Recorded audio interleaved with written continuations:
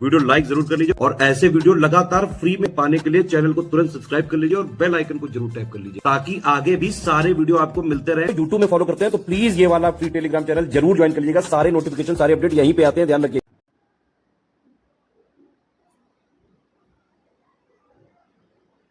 नमस्कार दोस्तों, exam preparation के यूट्यूब चैनल पर मैं प्रियंका एक बार फिर से आप सभी का स्वागत करती हूं। जीएस की टॉपिक वाइज सीरीज़ में आज पढ़ने वाले हैं विश्व की जनजातियां। क्योंकि जनजातियां मैच करने के लिए क्वेश्चन में दिया जाता है तो इसको ध्यान से देख लीजिए और सारी जनजातियां तैयार कर लीजिए। इससे पहले की जो क्लासेस हैं सब्जेक्ट वाइज वो भी इस चैनल पर अवेलेबल हैं। डेली दोपहर 1 बजे जीएस की क्लास आती है, रात को 9 बजे आरओ के लिए मॉक टेस्ट चल रहा है।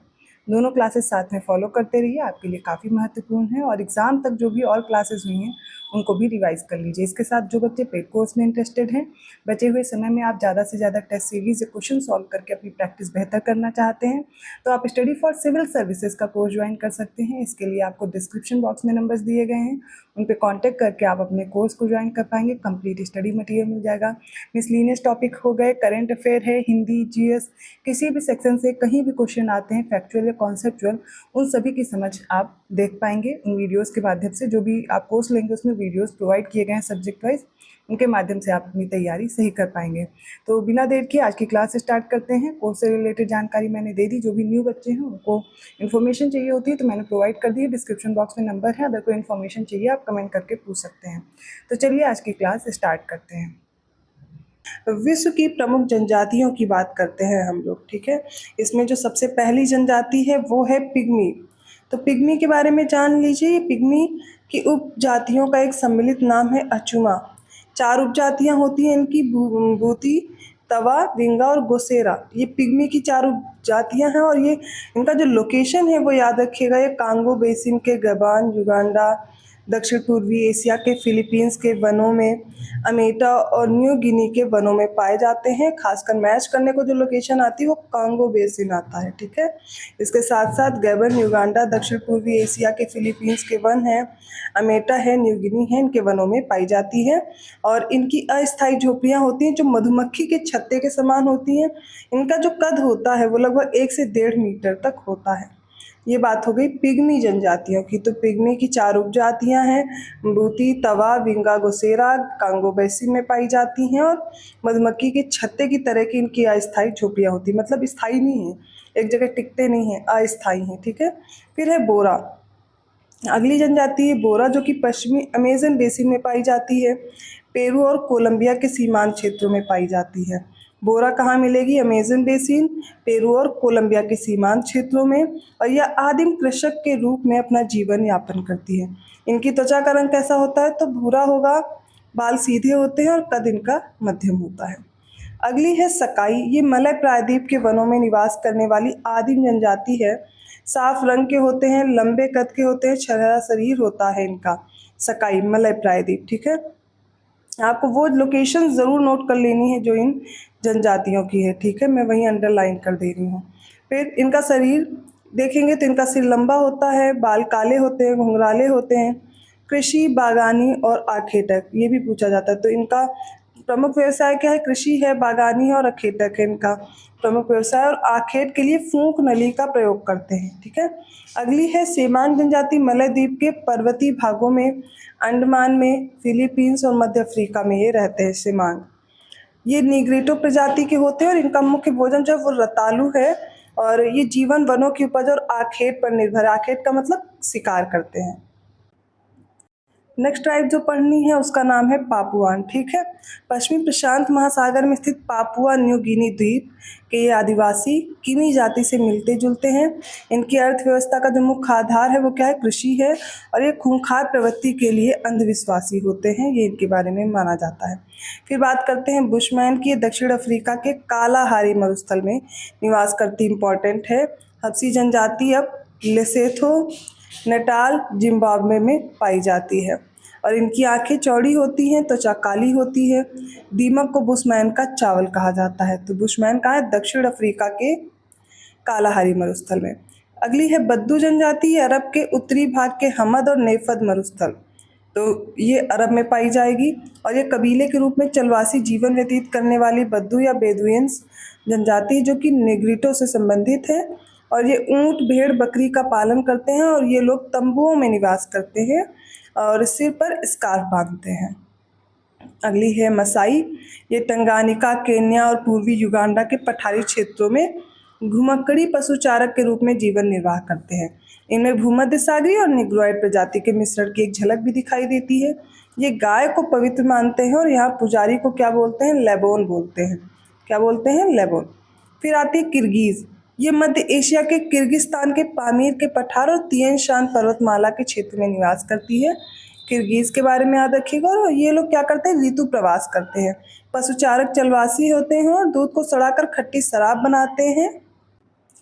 और ये अस्थायी निवासी होते हैं और गोल तंबू का प्रयोग करते हैं, जिसे क्या बोलते हैं? यूर्त बोला जाता है। किर्गिज के बाद है एस्किमो जनजाति। और एस्किमो के बारे में जान लीजिए। इनका अर्थ होता है कच्चा मांस खाने वाला। मिलेंगे कहाँ पर? तो अमेरिका के अलास्का से ग्रीनलैंड तक टुंड्रा प्रदेशी क्षेत्रों में रहने वाली ये जनजाति है एस्किमो मंगोलॉयड प्रजाति के होते हैं। इनका जो मुख्य व्यवसाय है वो आखेट करना है। रेंडियर इनका पालतू पशु होता है। फिर है सोमोयेड्स। ये पश्चिमी साइबेरिया के टुंड्रा प्रदेश के निवासी मंगोलॉयड प्रजाति के हैं। इनका मुख्य व्यवसाय आखेट करना और पशुपालन। अस्थायी निवासी होते हैं। फिर आते हैं कज़ाक। मंगोलॉयड प्रजाति के होते सामान्यतः। इनको किर्गिज भी बोलते हैं। जो कज़ाक होते हैं इनको किर्गिज के नाम से भी जानते हैं और ये तुर्की भाषी चलवासी पशुचारक के रूप में पाए जाते हैं। इनका शरीर होता सुगठित, त्वचा पीली होती है और बाल काले होते हैं। माया जनजाति, ये रेड इंडियंस हैं। ये कृषक जनजाति जो मैक्सिको, ग्वाटेमाला, होंडुरास यहाँ पर निवास करते हैं। और जो मग्यार होते हैं इन्हें हंगेरियन कहते हैं क्योंकि ये हंगेरी भाषा बोलते हैं। और ये कहाँ मिलेंगे? रोमानिया, यूगोस्लाविया, चेकोस्लोवाकिया में, यूक्रेन में निवास करते हैं और मूलतः ये एक तरह से कृषक होते हैं। मग्यार, माया। कज़ाक कौन हो गए? किर्गिज भी कई बार पूछा जाता है, ठीक है, याद रखिएगा। अगली टाइप का नाम है कॉकेसस। ये काला सागर और कैस्पियन सागर के निकटवर्ती उत्तरी भागों में निवास करती है। पोलैंड, लिथुआनिया, मस्कोवा, रूस में मिलते हैं और ये खूंखार और लड़ाकू और वीर होते हैं। प्रमुख व्यवसाय इनका कृषि है। फिर आते अफरीदी। नाम से ही पता चल रहा है ये पाकिस्तान में सफ़ेद कोह से पेशावर तक रहने वाली पख्तूनी आदिवासी जाति है और इस समुदाय के लोग कुशल योद्धा और वीर होते हैं। फिर आती टूपिक जनजाति। ये जनजाति पश्चिमी अलास्का और पूर्वी रूस में निवास करती है। टूपिक जनजाति याद रखिएगा। कुछ ऐसी भी जनजातियां हैं जो विश्व की विलुप्त प्राय प्रजातियों में आती, जैसे इसमें पहली है हासदा। तो हासदिया ये जो तंजानिया में रहने वाली जनजाति है, इनमें जो व्यक्तियों की संख्या है वो मात्र 200 बची है। जो कुंग है ये कालाहारी क्षेत्र में रहने वाली जनजाति है और इनकी संख्या 1500 तक रह गई है। अब ये मत सोचिएगा कि ये इंपॉर्टेंट नहीं है, ये नहीं पूछा जाएगा, ठीक है। अपने यहाँ ये जो ऑन जनजाति है इनसे रिलेटेड पूछा जा सकता है कि इनकी संख्या कितनी बची है, या कथन में दे दिया जाएगा इनकी संख्या अभी भी 200 से अधिक है। और ये आते हैं निग्रिटो प्रजाति के। बताइए इनमें से कौन सा कथन सही है, तब आपको कंफ्यूजन होगा। तो चीज़ें पता होनी चाहिए, जो भी फैक्ट्स आप पढ़ रहे हैं उनको कंप्लीट कर लीजिए, ठीक है। फिर है अपाचे। ये संयुक्त राज्य अमेरिका के ओक्लाहामा के मैदान में रहने वाली जनजाति है और इनमें जो व्यक्तियों की संख्या है केवल 1000 बची है। और यनोमनी, ये वेनेजुएला और ब्राज़ील की सीमा पर मिलने वाली विलुप्त प्राय प्रजाति है। और यूकागिर जो है वो साइबेरिया क्षेत्र की जनजाति है, इसमें मात्र 2000 व्यक्ति बचे हैं। और जो चुकची है वो पाल्को एशियाई भाषा बोलने वाली जनजाति है और ये लोग उत्तर पूर्व साइबेरिया और उत्तरी अमेरिका में निवास करते हैं। अब देखिए ओंजे आ गई, ठीक है। ये अंडमान में निग्रिटो प्रजाति की है और जनजाति में 100 से भी कम संख्या में निवास करते हैं। फिर सेंटिनली है, ये अंडमान निकोबार की विलुप्त प्राय जनजाति है। एकरा है ब्राज़ील की विलुप्त प्राय प्रजाति जो अमेजन के जंगलों में पाई जाती है।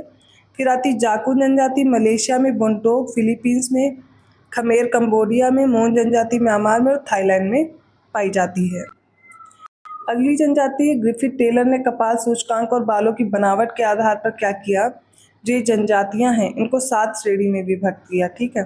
कौन कौन सी? पहली तो निग्रिटो है, दूसरी नीग्रो है, थर्ड ऑस्ट्रेलॉयड है, फोर्थ भूमध्य सागरीय और 5वीं नॉर्डिक है, 6th अल्पाइन है और 7th मंगोलॉयड है। तो ग्रिफिथ टेलर ने कपाल सूचकांक और बालों की बनावट देखते हुए 7 तरह से विभाजन किया। तो जो निग्रिटो है विश्व की सबसे प्राचीन प्रजाति मानी जाती है और जो उत्तरी अमेरिका में रहने वाली सभी प्रजातियां, इनका संबंध बताया जाता है मंगोलॉयड प्रजाति से है। न्यू गिनी में माओरो जनजाति पाई जाती है और पापुआ के निवासियों को पापुआन्स कहते हैं। सबसे छोटे दांत किसके होते हैं? मंगोलॉइड के। जबकि सबसे बड़े दांत होते हैं निग्रोइड के। कॉकेसॉइड के लहरदार, मंगोलॉइड के सीधे बाल, निग्रोइड के घुंघराले उलझे बाल होते हैं।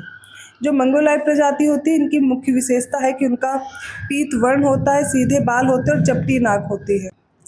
इसके बाद है डिनारिक प्रजाति। स्विट्जरलैंड से यूगोस्लाविया तक के प्रदेश में निवास करती है और डिनारिक प्रजाति काकेशियाई जो क्षेत्र है इसके उपसमूह के अंतर्गत आती है। मतलब जो काकेशियाई जनजाति इसकी उपसमूह के अंतर्गत आती है। तो ये सारी जनजातियों के बारे में इंपॉर्टेंट फैक्ट्स थे जो मैंने बताया। आई होप आपको समझ आए होंगे। एक दो बार वीडियो रिपीट करेंगे तो आसानी से याद हो जाएगा। ठीक है, इंपॉर्टेंट टॉपिक है, छोड़िएगा नहीं, प्रश्न बनते हैं। अब देखिए जो विश्व का भूगोल है वहाँ पे आपको खासकर विश्व की प्रमुख नदियाँ हो गई, घास के मैदान हैं, पर्वत हैं, नदियों के साथ साथ पर्वत भी तैयार कीजिएगा, पर्वत है, पठार है, जो उनका कृषि है, खनिज है, ये ज़्यादा इंपॉर्टेंट हो जाता है। फिर उसके बाद जनजातियाँ हैं। जनजातियों के साथ में आपको वो क्षेत्र भी याद रखने हैं जो किसी न किसी जैसे देश की सीमा पूछी जाती है, या सागर से कौन कौन से जो देश हैं सीमा बनाते हैं। तो प्रमुख जो सागर हो गए उनको भी याद रखिए, ओशन वगैरह है ना। और जो कंट्रीज़ हैं आपस में बाउंड्री शेयर कर रही, नेबरिंग कंट्रीज़ वगैरह, लैंडलॉक्ड कंट्रीज़ हो गई। तो वर्ल्ड ज्योग्राफी के कुछ टॉपिक ऐसे ही इंपॉर्टेंट हो जाते हैं। ज़्यादातर आप मैप देख के कवर कर पाएंगे और कुछ चीज़ें जो आपको लर्न करनी ही करनी है। तो आप चाहे लिस्ट के फॉर्म में लर्न कीजिए या फिर मैपिंग के थ्रू लर्न कीजिए। तो ज़्यादा से ज़्यादा कोशिश कीजिए बचे हुए समय में आपके लिए जो बेहतर है, जिस तरीके से आप जल्दी लर्न कर सकते हैं, रिवाइज कर सकते हैं, वो तरीका अपनाइए। ठीक है, तो वीडियो अच्छा लगा प्लीज़ लाइक करना मत भूलिएगा, चैनल को सब्सक्राइब जरूर कीजिए और लोगों को शेयर करते रहिए। ऐसे ही कंटेंट के साथ मैं आती हूँ अगली क्लास में। आपको क्या करना है, आपको अगर कोर्स ज्वाइन करना है, आपको बेहतर ढंग से प्रैक्टिस करना है तो SCS का ऐप ज़रूर डाउनलोड कर लीजिए।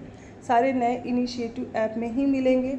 अभी आप मेरे साथ पढ़ रहे हैं, जो आपने पहले पढ़ा है उसको रिवाइज़ कीजिए, लेकिन ढंग से प्रैक्टिस ज़रूर कीजिएगा। क्वेश्चन ज़्यादा से ज़्यादा सॉल्व कीजिए जो आपके लिए हेल्पफुल रहेंगे एग्ज़ाम के लिए। ठीक है, इसके लिए मैं आपको सजेस्ट करूँगी आप SCS की पेड क्विज़ ज़रूर ज्वाइन कर लें, वो आपको काफ़ी हेल्पफुल रहने वाली है एग्ज़ाम क्वालिफाई करने में। ठीक है, और इसके साथ साथ अगर कोई और इन्फॉर्मेशन चाहिए तो आप कमेंट करके पूछ सकते हैं। मैं मिलती हूँ अगली क्लास में, तब तक के लिए धन्यवाद।